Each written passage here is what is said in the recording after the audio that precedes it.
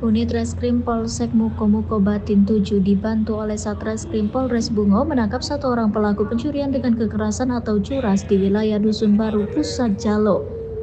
Pelaku bernama M. Soleh, 30 tahun, warga Dusun Baru, Pusat Jalo, Kecamatan Mukomuko Batin 7. Pelaku ditangkap di rumah keluarganya di Rantau Keloyang, Kecamatan Pelepat pada Rabu 27 Maret 2024.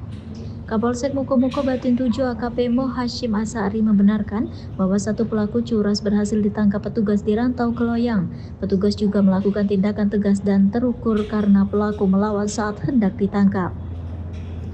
Awalnya korban dari Sijau menuju stok file batubara milik PT KBPC berjualan nasi. Di perjalanan korban di stop pelaku dan minta diantar ke arah stok file karena dia mengaku sebagai sopir batubara. Kapolsek menambahkan pelaku mencekik leher korban dari belakang. Tangan kanan korban memegang stang motor milik korban. Tak lama akhirnya korban terjatuh.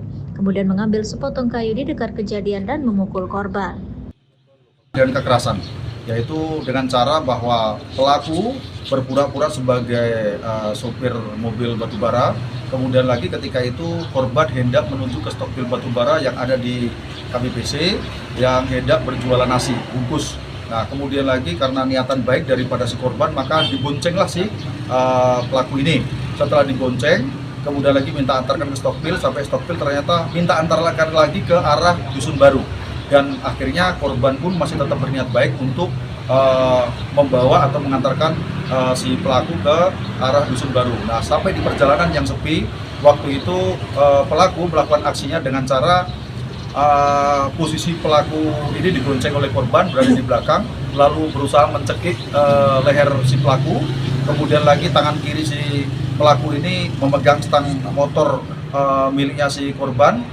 Kemudian lagi terjatuh dan motor juga terempas. Kemudian lagi setelah itu ada kayu yang ada di sekitar motor itu, lalu diambil oleh si pelaku dan digebukan ke punggung si korban.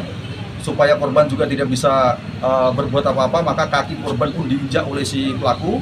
Lalu di situ pelaku terjatuh dan akhirnya motor tadi diambil oleh si pelaku dan dibawa lari. Setelah itu korban mengejar si pelaku dan tidak terkejar lagi.